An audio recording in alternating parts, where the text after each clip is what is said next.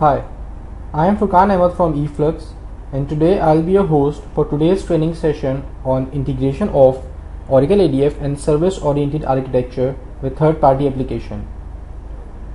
With Oracle ADF applications, one can easily integrate any type of third-party application using web services.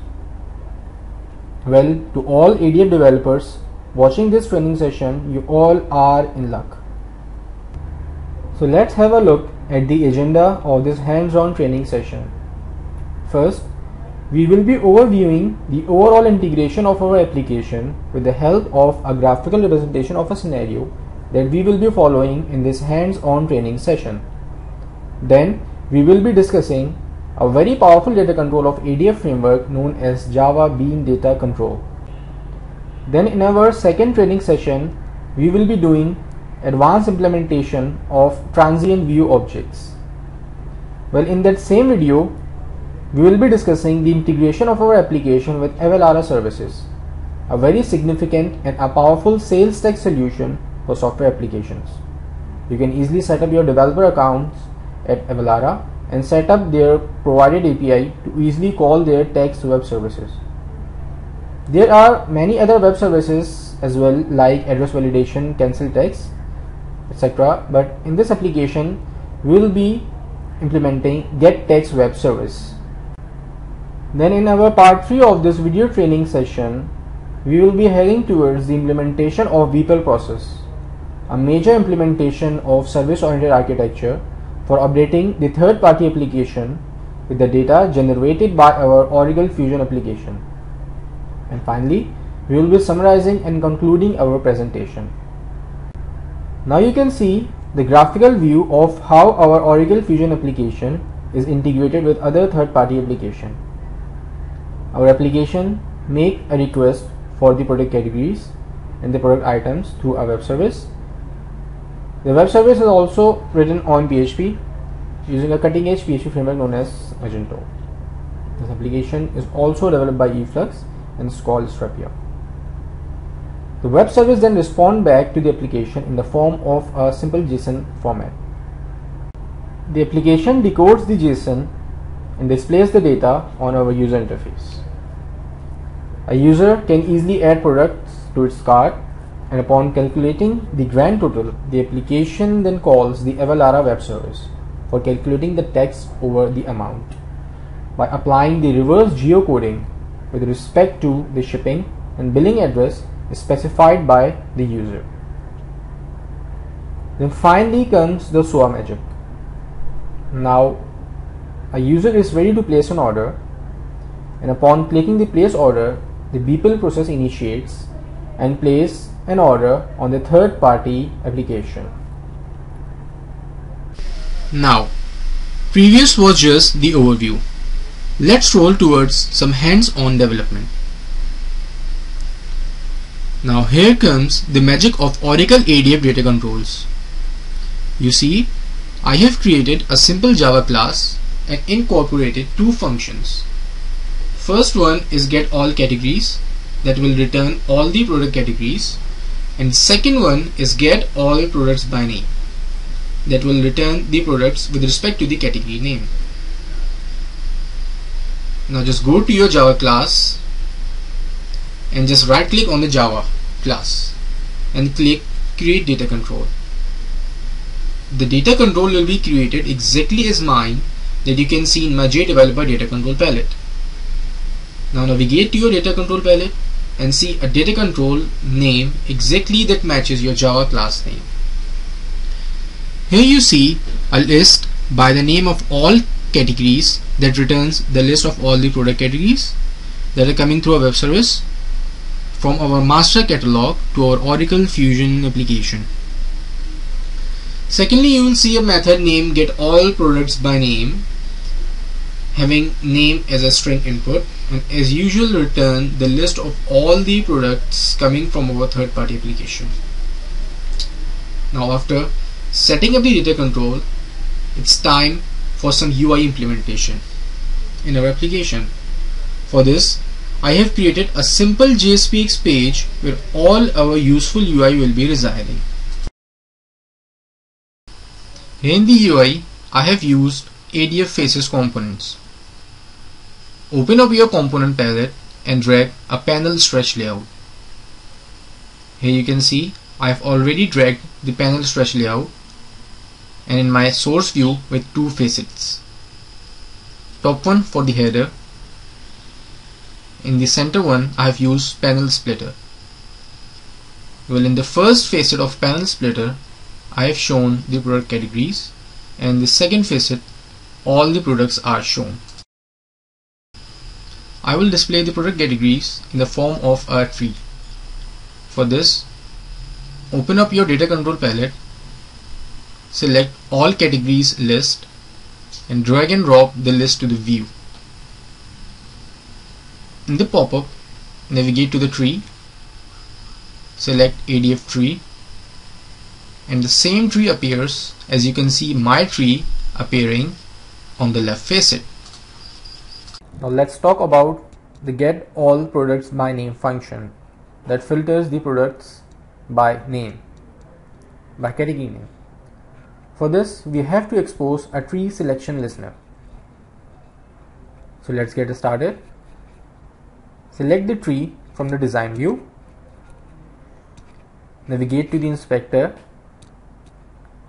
Well, in the listeners section, click on edit by clicking on the drop down and create a bean if it's not there.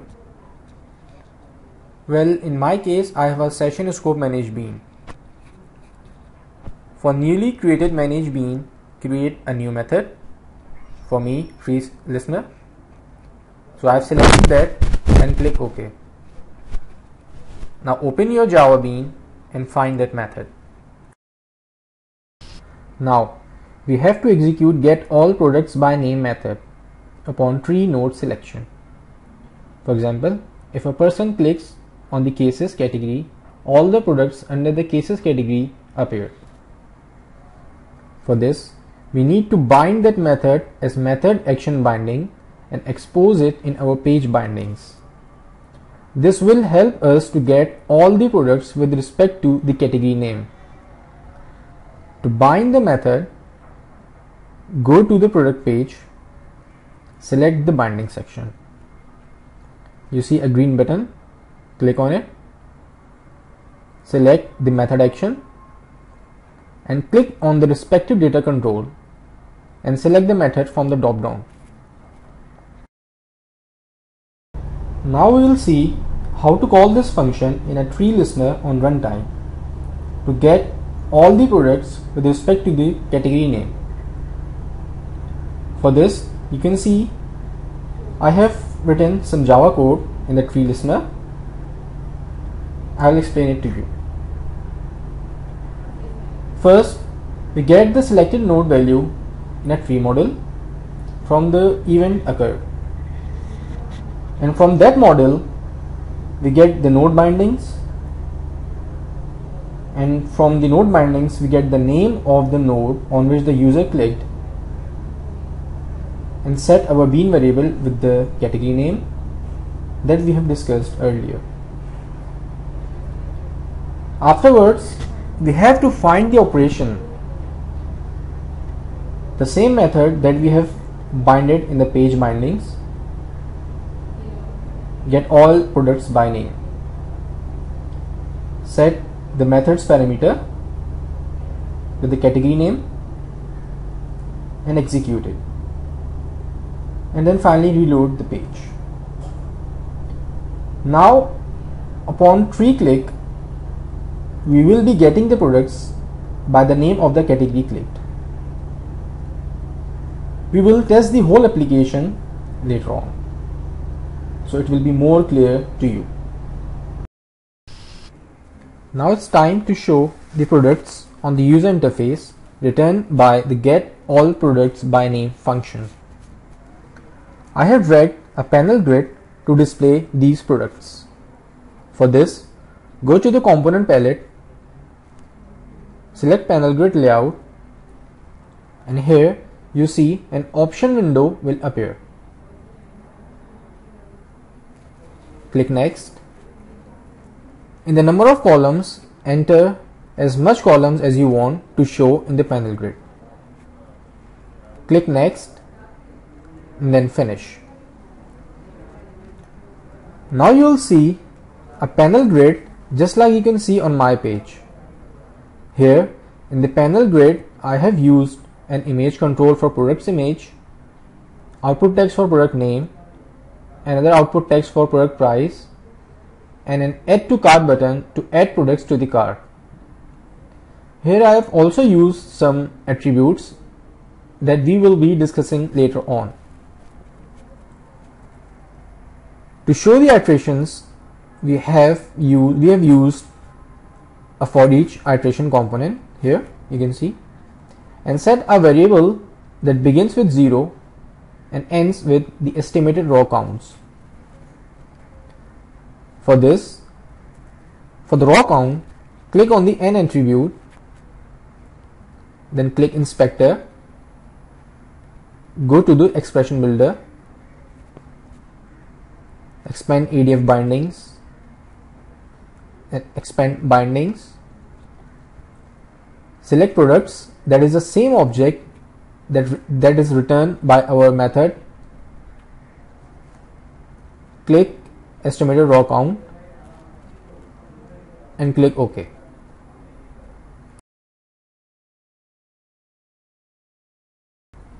To bind the controls with their respective attributes, select any one control. Here I have selected the image control. Now click on image, click inspector, go to the expression builder of image source and do the same. Expand the ADF bindings, then expand bindings, select products, expand children, and select the image attribute. Here children attribute of product is an array, so we have to give it an index with the same variable from our for each loop. This concludes the part 1 of our training session. In the next section, we will continue with the development of shopping cart using transient view objects. So thanks a lot. See you all in the next training session. Take care.